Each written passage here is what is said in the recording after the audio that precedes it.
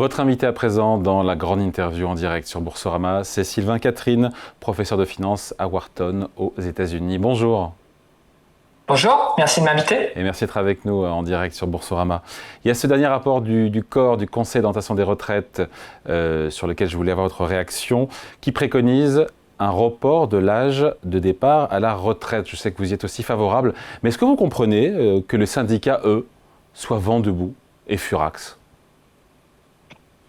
Je ne sais pas vraiment ce qui se passe dans la tête des syndicats. Il y a des équilibres comptables et ce que dit le corps, et ce n'est pas spécialement nouveau parce qu'en fait, si vous regardez le rapport de l'an dernier, c'est déjà dedans. C'est-à-dire que si vous voulez équilibrer le système à un horizon de quelques décennies, effectivement, il faudra que l'âge de la retraite aille à 66 ans et demi. Qu'est-ce qui se passe si on ne le fait pas ? Qu'est-ce qui se passe si on ne le fait pas ? Et voir si on retourne en arrière. Je rappelle que 73% des Français, sondage IFOP qui date du mois dernier, de mai 2025, 73% des Français veulent l'abrogation de la dernière réforme des retraites, donc un retour à 62 ans. Oui, d'une certaine manière, je peux comprendre pourquoi c'est leur réaction, parce que si on regarde ce qu'ils cotisent tous les mois, cette somme d'argent, elle devrait effectivement permettre aux Français de partir à la retraite plus tôt. Après, peut-être qu'une confusion qui est entretenue par le système, c'est l'idée qu'on cotise pour nous-mêmes, alors qu'en réalité, les cotisants payent les retraites des générations précédentes. On a déjà un déficit relativement élevé. Alors, il y a pas mal de polémiques là-dessus, c'est-à-dire qu'en fait, le déficit qui est publié par la Cour des comptes ou par le Conseil d'orientation des retraites, c'est déjà un déficit après subvention. Donc, ce qui se passe déjà aujourd'hui, c'est que vous avez des ressources fiscales qui sont prises du budget de l'État pour être allouées au système de retraite. Ça se transforme en dette. Cette dette, si on donne l'impression au marché qu'elle ne sera jamais remboursée, c'est-à-dire qu'on ne sera jamais en mesure de générer un excédent primaire, c'est-à-dire d'avoir un peu plus d'impôts que de recettes que de dépenses à un moment dans le futur, les investisseurs vont penser que la dette ne sera pas remboursée. Et à partir du moment où cela arrive, on est à la fois plus capable de payer les retraites, mais on est aussi plus capable de financer l'État en général. Donc c'est ça le risque. On ne peut pas juste emprunter à d'éternel. Mais comment on convainc les Français qui, quasiment aux trois quarts, veulent retourner à 62 ans ? Comment, au contraire, on leur explique, on les convainc qu'il faut relever l'âge de départ à la retraite ? Alors, je pense qu'il y a plusieurs choses à faire. La première, c'est une transparence comptable sur quel est effectivement l'équilibre des comptes. Je pense que quand très souvent la discussion est focalisée en fait sur est-ce qu'il y a un déficit ou est-ce qu'il n'y a pas de déficit. En 2030, pardon, je vous coupe, en 2030, j'ai vu c'est 0,2% du PIB. En 2030, il n'y a quasiment pas de déficit. Hein. Alors justement, c'est le sujet de la polémique, dans le sens où quand on dit aux gens qu'il n'y a pas de déficit, eux, la manière dont ils comprennent le système, et c'est aussi la manière dont le système est enseigné, par exemple, dans un manuel d'économie publique, c'est-à-dire que le déficit, c'est la différence entre les pensions et les cotisations. Mais le déficit qui est publié et dont on discute sur les plateaux télé, c'est pas celui-là, c'est déjà les pensions moins les cotisations, moins les subventions d'équilibre. C'est-à-dire que si vous regardez les comptes de la branche vieillesse de la sécurité sociale, les cotisations ne couvrent que 2/3 des pensions. Le reste, c'est des subventions d'équilibre. Alors, Pardon, c'est quoi ces subventions d'équilibre, concrètement ? Alors, en gros, vous avez des impôts qui sont... vous avez à la fois des impôts, donc par exemple de la TVA ou de la CSG, qui ne sont pas des cotisations retraite, mais qui sont affectés au paiement des pensions. Vous avez aussi un petit peu de transfert des autres branches de la sécurité sociale vers les retraites. Alors, parfois, il y a de bonnes raisons de faire ça. Par exemple, il y a des allègements de charges sur les entreprises autour du SMIC, donc celles-ci sont compensées. Mais vous avez aussi d'autres subventions. Par exemple, l'État cotise à des taux extrêmement élevés sur les feuilles de paie des fonctionnaires. Donc, si vous êtes un professeur, typiquement, sur votre feuille de paie, vous avez environ 90% de cotisation retraite relativement à votre brut. Donc, vous avez des taux de cotisation qui sont fictifs parce que c'est de l'État qui se donne de l'argent à lui-même pour combler un peu le déficit des retraites de la fonction publique. Donc vous avez des tas de mécanismes comme ça qui font que, en gros, vous avez probablement 15-20%, donc après compensation des allègements de charges sur les entreprises, de pensions qui sont en fait financées par l'impôt. Et donc ça se répercute dans le déficit public global. Et donc pour que je revienne à ma question, pour convaincre les Français, on leur dit quoi alors? Déjà, on est transparent sur les comptes. Ça me paraît être important parce qu'effectivement, les Français vont probablement pas comprendre comment le système peut être à l'équilibre aujourd'hui avec un âge de départ moyen autour de 63 ans et qu'en quelques décennies, on va passer à 66, 67. Donc déjà, reconnaître le déficit tel qu'il est aujourd'hui, c'est important. Après, je pense qu'il y a aussi une question d'équité intergénérationnelle, c'est-à-dire que ce qui est un peu difficile avec 66 ans et demi, c'est qu'on va avoir un rendement négatif en fait. Donc ça, c'est dur à avaler, je pense. C'est ce que propose le Conseil d'orientation des retraites à horizon, je crois que c'est 2040, non? 66 ans et demi. Je crois que c'est 2070, mais donc c'est un horizon assez lointain, mais il faut voir que la plupart des pays autour de nous ont déjà fait ces réformes. Donc il y a déjà une progression lente vers 66 ou 67. Pourquoi ils ont réussi, nos voisins européens, à repousser l'âge de départ et pas nous? Pourquoi c'est si compliqué? C'est une question politique, mais peut-être qu'en partie la transparence comptable aide. Après, il y a des tas de systèmes où il y a des mécanismes automatiques d'ajustement des paramètres du système pour qu'ils soient à l'équilibre. Il y a des pays où c'est juste pas légal de payer les pensions s'il n'y a pas les cotisations ou des réserves qui sont en face. Par exemple, aux États-Unis, c'est comme ça que ça fonctionne pour le système par répartition. Le jour où les cotisations ne sont plus suffisantes pour payer les pensions, soit l'État fait quelque chose, soit les pensions sont coupées. Je vous lisais dans le Figaro une interview que vous avez donnée où vous dites le niveau actuel des pensions est trop élevé. J'imagine que les retraités qui nous regardent doivent s'étouffer en écoutant ça. On sait que beaucoup ont du mal à boucler les fins de mois. Hein. C'est ça que vous vouliez dire vraiment? Le niveau des pensions est trop élevé?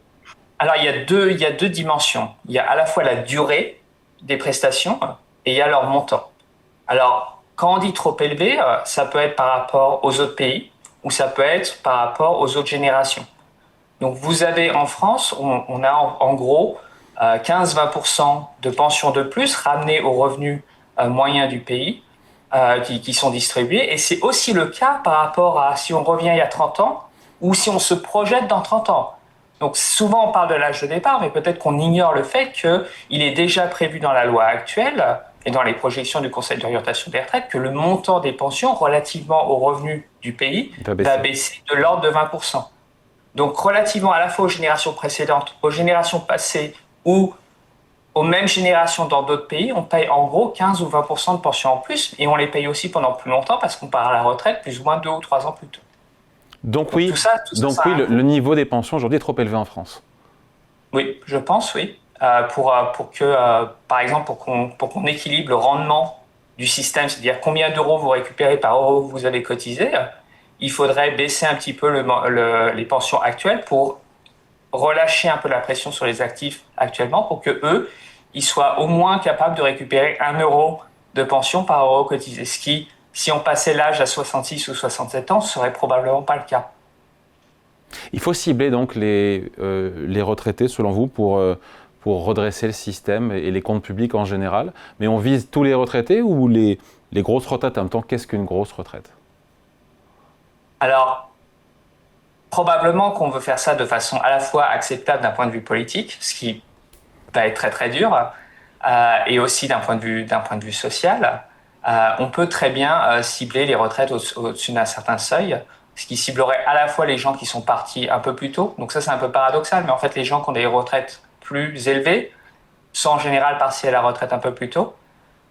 Et aussi, c'est là que la masse de l'argent se trouve. Donc, par exemple, effectivement, le mécanisme simplement soit de désindexation au-dessus d'un certain seuil, soit la suppression de l'abattement fiscal, ça touche plus ou moins la moitié supérieure des retraites. Mais ça représente plus que la moitié de la masse des pensions. À partir de quel niveau de pension, selon vous, il faudrait désindexer les pensions sur l'inflation? J'ai pas un chiffre en tête. Peut-être le SMIC ou peut-être un peu moins. En tout cas, pour vous, il faut mettre à contribution les retraités pour renflouer le système. C'est ça votre idée, hein, derrière? Oui, je pense que d'abord les retraités représentent une partie de la population, c'est-à-dire que tout le monde va être mis à contribution. Mais aussi, si on veut rééquilibrer l'équité du système entre différentes générations, c'est difficile d'admettre qu'une génération va récupérer en gros 2 euros de pension par euro de cotisation, tandis que les suivants vont être autour probablement de 1 euro récupéré en pension pour une cotisation de 1 euro qui a été payée 40 ans plus tard. Tout ça, c'est net d'inflation, bien évidemment. Ça, c'est des chiffres que vous pouvez trouver dans les rapports du Conseil d'orientation des retraites. Les partenaires sociaux semblent pouvoir s'accorder peut-être sur une désindexation partielle des pensions par rapport à l'inflation ou une hausse de la CSG pour les retraités. Qu'est-ce qui vaut mieux entre les deux ? Je pense que c'est relativement équivalent. Il y a une différence notable, c'est que si vous désindexez les pensions, ça n'a d'effet que sur les générations actuellement à la retraite. Alors qu'une hausse de la CSG, ça affectera aussi les retraités futurs. Donc à nouveau, il y a une question un peu de partage du poids entre les différentes générations. La part des retraites dans le PIB français, c'est 14%. Qu'est-ce que ça traduit ? Alors, ça traduit à la fois le déséquilibre démographique, mais pas seulement, parce qu'en fait, notre déséquilibre démographique, il est moins problématique que beaucoup d'autres pays, parce qu'on a réussi à maintenir une natalité relativement élevée pendant très longtemps. Et donc, notre pays est en fait plus jeune que le reste de l'Union européenne. Et pourtant, on dépense plus dans les retraites. Donc, à nouveau, ce que ça traduit, c'est simplement qu'on a laissé de nombreuses cohortes partir à la retraite très tôt. Pour celle de 1959, on parle de 60-59 ans. On a une espérance de vie en même temps plus élevée que beaucoup de nos voisins. Et comme je vous le disais, on paye des pensions qui, rapportées aux revenus moyens du pays ou rapportées aux générations passées, sont de l'ordre de 20% plus élevés. Donc tout ça coûte des centaines de milliards d'euros. Sylvain Catherine, on parle souvent de l'âge légal de départ à la retraite, 64 ans en France, plus élevé dans bon nombre de pays voisins qui nous entourent. Mais ce qui est important, c'est l'âge effectif de départ à la retraite. Nous, on est à 63 ans en moyenne en France. Quand on se compare par rapport aux autres pays européens sur l'âge de départ effectif, on est comment ? Alors, on rattrape un peu du fait des réformes passées. On reste légèrement en dessous. Ce qu'il faut voir, c'est qu'il y a 10 ans ou il y a 20 ans, on était 2-3 années plus tôt. Et 2-3 années, en fait, sur la durée des prestations, c'est environ 10% de la durée à la retraite. Donc, mécaniquement, ça veut dire qu'on dépense 10% de plus dans les retraites. Donc, juste 10% de plus dans les retraites, c'est 40 milliards d'euros. Donc, c'est un tiers du déficit. Juste pour cette dimension. Après, il y a la question du niveau des pensions. Ben justement, puisqu'on parle des déficits, on saura d'ici un mois, Sylvain Catherine, ce que François Bayrou a en tête pour réduire notre déficit et potentiellement faire 40 milliards d'euros d'efforts budgétaires l'an prochain. Si vous étiez son conseiller spécial en matière économique, qu'est-ce que vous lui recommanderiez ? À nouveau, je pense qu'en réalité, il est déjà convaincu. Mais effectivement, il y a un autre avantage, la question en fait de favoriser une contribution des retraités par rapport aux actifs, ça a une dimension simplement d'équité, il y a aussi une dimension d'efficacité. C'est-à-dire que si vous taxez plus les actifs, vous allez décourager l'activité. Alors que si vous faites contribuer les retraités, vous n'aurez pas d'effet néfaste direct sur l'économie. Il y a aussi il y a à la fois un aspect offre, c'est-à-dire est-ce que vous découragez l'activité ou pas. Il y a aussi un aspect demande, c'est-à-dire est-ce que vous découragez ou non la consommation. Comme le taux d'épargne des retraités est plus élevé que celui des actifs, il y a aussi de ce point de vue-là un avantage à faire contribuer les retraités plutôt que les actifs. Pourquoi, vous qui voyez ça peut-être avec un peu de distance, mais pourquoi nos comptes publics sont si dégradés ? Parce qu'il y a plusieurs écoles qui s'opposent. Certains disent c'est la dérive des dépenses publiques, d'autres disent oui, mais avec toutes ces baisses d'impôts qu'il y a eu sur les entreprises, sur les ménages, l'État s'est privé de recettes fiscales. Est-ce que les deux sont vrais ? Alors, c'est une différence mathématique entre les dépenses et les recettes, le déficit. Donc, les deux peuvent être vrais en même temps. C'est vrai qu'on a essayé d'avoir une politique d'offre. Après, à nouveau, plutôt que juste de regarder les trajectoires, on peut aussi regarder les niveaux. C'est-à-dire qu'en termes de recettes fiscales, on taxe plus la population, on prélève une plus grande partie du PIB que quasiment l'intégralité de nos partenaires. Par ailleurs, on dépense aussi plus Et donc en termes de niveau, il y a une anomalie des deux côtés en fait. Mais l'anomalie, elle est pas tant l'anomalie sur les recettes, elle est dans l'autre direction, c'est-à-dire qu'on prélève environ 51% du PIB.